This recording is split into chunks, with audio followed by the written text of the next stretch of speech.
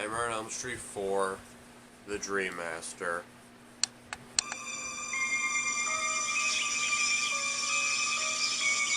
Do you know what terror is? Hello. Do you live here? Nobody lives here.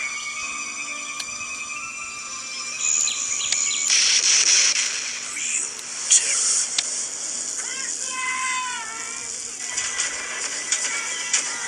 How long has it been since you've been on Elm Street? Welcome to a brand new nightmare. He is the first in fear.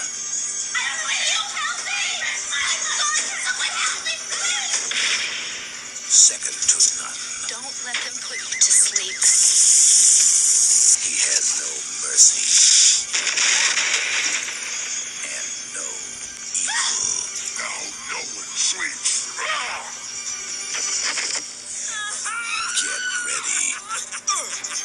This August, your wildest dreams will come true. How sweet. Fresh meat. A Nightmare on Elm Street Part 4. The Dream Master. Oh, sorry, I decided to wear a pair of sunglasses because there's a scene on the beach in this movie. You know, because that's funny. Wait, it's not? Well, someone tell them! The Nightmare on Elm Street 4, The Dream Master, was released in 1988, and it was rushed and poor. Robert Englund once again returns as Freddy Krueger, but Kristen, the main character from the last movie, her actress has been replaced by Tuesday Night. Though Kincaid and Joey are still in this movie, them and Kristen slowly get picked off, one by one. First Kincaid goes, then Joey goes, then Kristen goes, but not before summoning the new main character, Alice, played by Lisa Wilcox, into her dream. And accidentally giving her dream powers, and now Freddy needs Alice to bring people into the dream when she's asleep or daydreaming so he can get new victims. Yeah, so they're doing so this time the film doesn't even take place on Elm Street. In fact, they haven't since the third movie. Where do I begin with this one? Well, I guess I can start with things I actually liked, which is little. I guess Robert Englund once again is playing Freddy Krueger, and he once again is pretty good.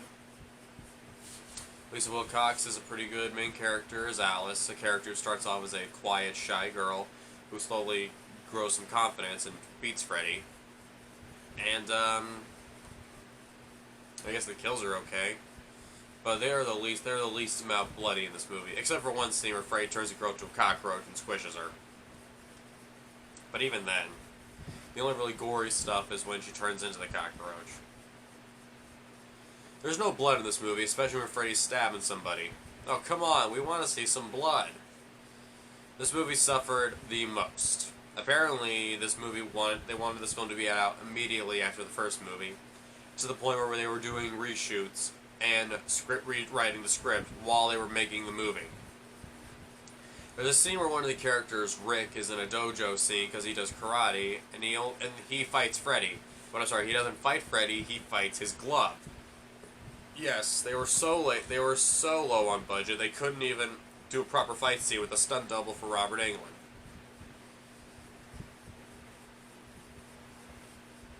You know, is it too much to ask we go back to the way it used to be?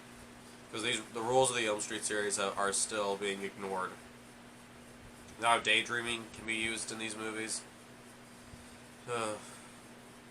It's also worth noting this film came out in the prime of Freddy Krueger. He was a popular 80s icon, not a horror icon, 80s icon. Not only did he have these movies, he also had a TV show, a video game, and of course, a ton of merchandising.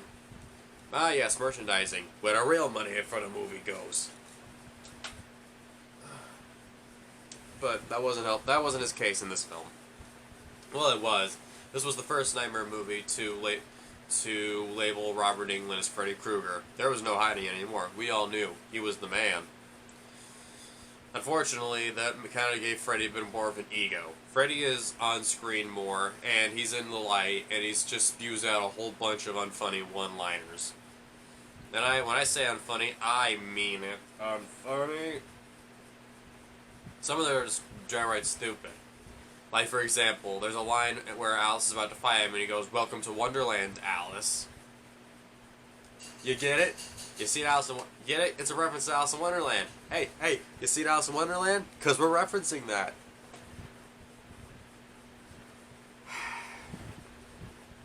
So, yeah. Also, with the Dream Warriors being killed, the movie kind of suffers, because the new characters are just cliches. They have one character trait, and that very much becomes the way they die. There's a character named Jillo who has asthma and rides a moped. And how Freddy kills her is he sucks all the air out of her.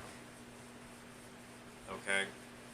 And this is actually, I forgot to mention this, but this is one of the movies that actually lets you know Freddy's in the scene, even though you don't see him. There's a scene where Kristen is sent to the nurse's office after she got knocked out, and when she wakes up, she sees the nurse, but it's Robert Englund in drag. Then the nurse turns into Freddy, and he tries to kill her, but then she wakes up in time, and then the nurse is a normal nurse. They would sort of do this trick again in the next movie, but it was kind of hard to notice. Now, with all that said, this movie is effects heavy. That's pretty much what this movie is. It's an effects heavy film. When people see this, they see a Nightmare on Elm Street movie, but there's a few people like me who see a hollow shell. You know when you buy those chocolate rabbits, sometimes there's nothing in there, it's hollow. There's nothing in there, it's a hollow shell. This is a hollow shell trying to be a Nightmare on Elm Street movie, and it doesn't do that for me. Well, it's time to wrap this thing up. If you haven't seen this movie, well, I don't care. After all of Alice's friends have been killed, except for Dan, her love interest, who I forgot to mention because, again, I just don't care. They try to stop Freddy by having Alice go to the dream world after wearing all the clothing parts that her friends gave, that are of her dead friends, and becoming the Dream Master, I guess. Or I guess Freddy's the Dream Master, I don't care. Or no. She goes in the dream, fights Freddy, and then uses this Wishmaster rhyme that's been appearing throughout the film, where evil shall see itself and it shall die. She shows Freddy his reflection on a piece of glass, and I'm not kidding, it makes all the souls in his body come alive and rip him to shreds. I saw this movie I saw this scene when I was a little kid, and I thought it was disgusting. But it's pretty cool, I guess. Too bad it's the only thing I'm probably going to say this movie. Too bad it came at the end. A Nightmare on Elm Street 4, The Dream Master, is pretty much a wasted space. If they had tried and gave it time, maybe this movie could have been actually a decent film. But what I see, once again, hollow shell, trying to be a movie. Well, thankfully it's not as bad as the next film we gotta look at. So, and until then, I'm Cody the Reviewer, and remember, if food don't kill you, the service will.